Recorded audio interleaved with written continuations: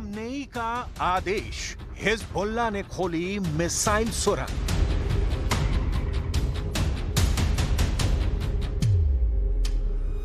अब युद्ध के मैदान में इजराइल और कितने दिन टिक पाएगा, ये सवाल इसलिए खड़ा हो गया है क्योंकि अब हमास अपनी आखिरी जंग भी सुरंग से लड़ रहा है। हिजबुल्लाह ने गाजा युद्ध के 10 महीने बाद पहली बार अपनी मिसाइल सुरंग इजराइल के खिलाफ खोल दी है और ईरान ने तो सुरंगों वाले बंकर से हजारों मिसाइलें और रॉकेट इजराइल पर एक साथ दागने के लिए तैयार कर दिए हैं। पिछले एक हफ्ते में अचानक इजराइल बैकफुट पर नजर आने लगा है। पीएम नेतन्याहू और रक्षा मंत्री योव गैलेंट के बीच जंग की रणनीति को लेकर तीखी बहस हो चुकी है। ये सारा जंगी माहौल साबित करता है कि इजराइल धीरे धीरे जंग के दलदल में धंसता जा रहा है।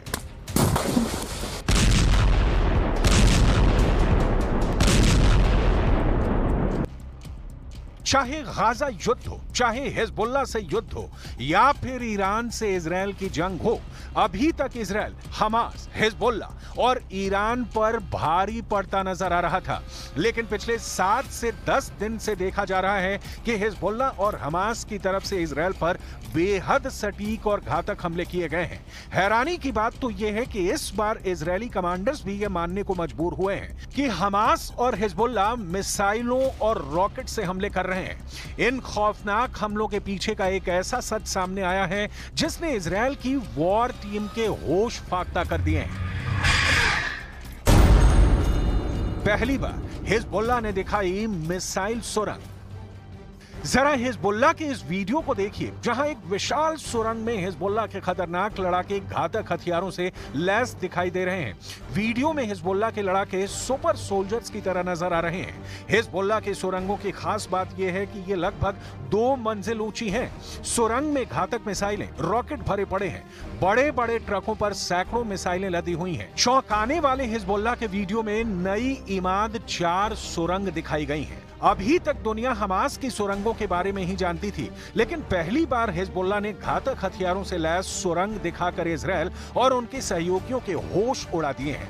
दावा किया जा रहा है कि ईरान के सुप्रीम लीडर खामनेई के कहने पर ही हिजबुल्लाह ने इजरायली सेना पर हमले तेज कर दिए हैं।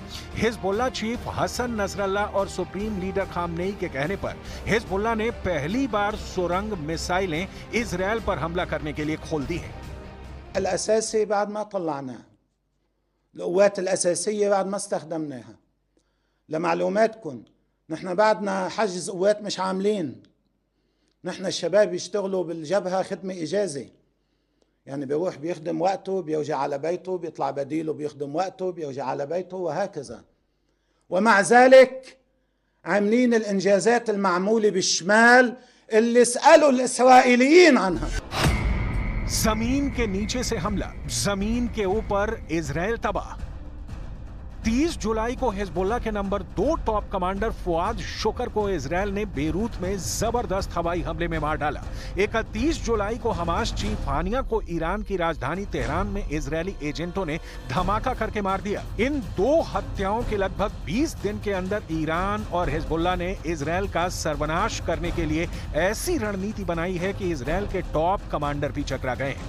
ईरान के सुप्रीम लीडर खामनेई और Hezbollah chief Hassan Nasrallah Israel को उसी के अंदाज में मनोवैज्ञानिक युद्ध में फंसा रहे हैं। जरा देखिए हिजबुल्लाह किस तरह से हमले इजराइल पर लगातार 8 दिन से कर रहा है। जरा इस एनिमेशन को देखिए।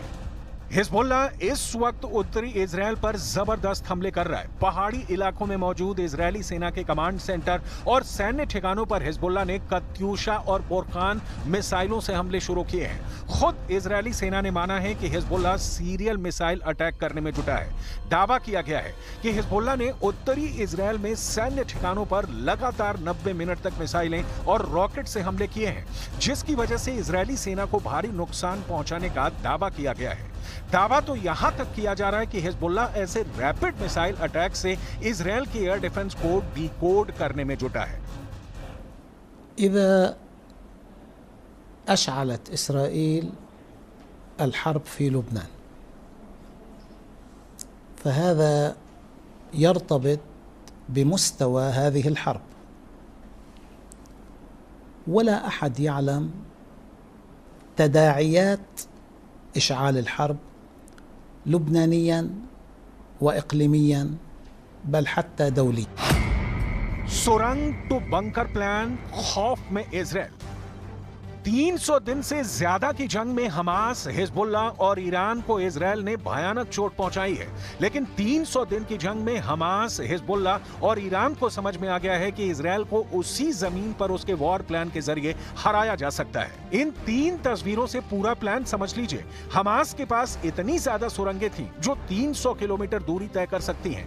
इजराइल ने लगभग 90% हमास सुरंगें तबाह कर दी हैं, लेकिन अभी भी हमास 10% सुरंगों के जरिए इजराइल पर घातक हमले कर रहा है। ठीक उसी तर्ज पर हिजबुल्लाह ने अपनी मिसाइल सुरंगों को इजराइल पर हमला करने के लिए खोल दिया है, जबकि ईरान ने अपने बंकर में रखी हजारों मिसाइलों को एक साथ इजराइल पर हमला करने के लिए तैयार कर दिया है। अब आप अनुमान लगाइए कि अगर हमास, हिजबुल्लाह और ईरान मिलकर सुरंगों और बंकरों से एक साथ मिसाइल और रॉकेट से इजरायली सैन्य ठिकानों और शहरों पर हमले कर दें, तो इजराइल इतने भीषण हमले को कैसे रोक पाएगा?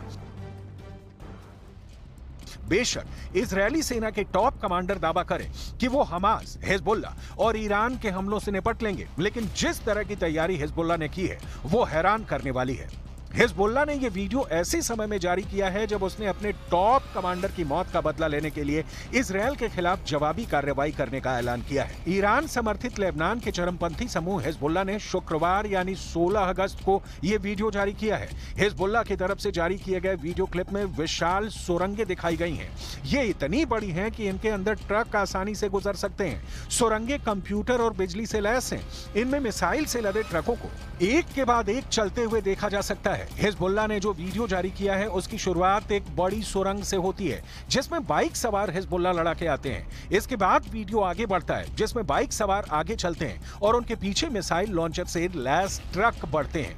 पूरी सुरंग में लाइटें लगी हुई हैं, एक के बाद एक ट्रक गुजरते हैं। इस दौरान मुख्य सुरंग से जुड़ी कई दूसरी सुरंगें दिखाई देती हैं। ट्रक एक जगह रुकता है, वो जमीन के ऊपर खुलती है। यहाँ लॉन्चर तैयार होकर जमीन के बाहर की ओर निकलते हैं। हिजबुल्लाह के इस सुरंग वीडियो को देखिए जिसमें सैकड़ों घातक मिसाइलें, रॉकेट और लड़ाके मौजूद हैं। वीडियो में सुरंगों का नेटवर्क और जमीन के अंदर 4 जगह दिखाई गई हैं जहां से इजराइल के खिलाफ मिसाइलें दागी जाएंगी।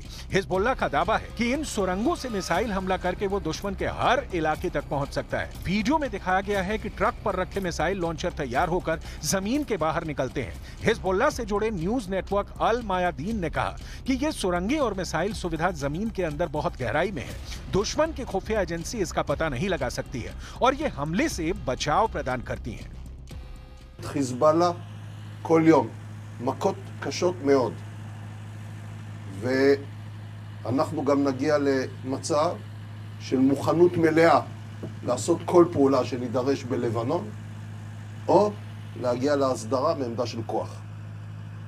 אנחנו מעדיפים הסדרה, אבל אם המציאות תחפה עלינו, दावा किया जा रहा है कि हिजबुल्लाह ईरान के इशारे पर इजराइल पर बड़े हमले कर रहा है। इधर ईरान भी बंकरों में मौजूद मिसाइलों से बारूदी हमले करने जा रहा है।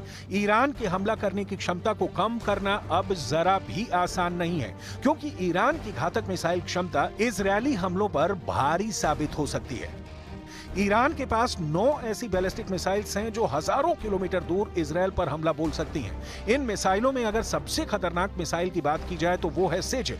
ये मिसाइल 17,000 किलोमीटर प्रति घंटे की तेजी से 2500 किलोमीटर दूर हमला कर सकती है। तो वहीं खीबर मिसाइल की मारक क्षमता 2000 किलोमीटर है। इसके साथ ही हज कासेम की अटैकिंग रेंज 1400 किलोमीटर है।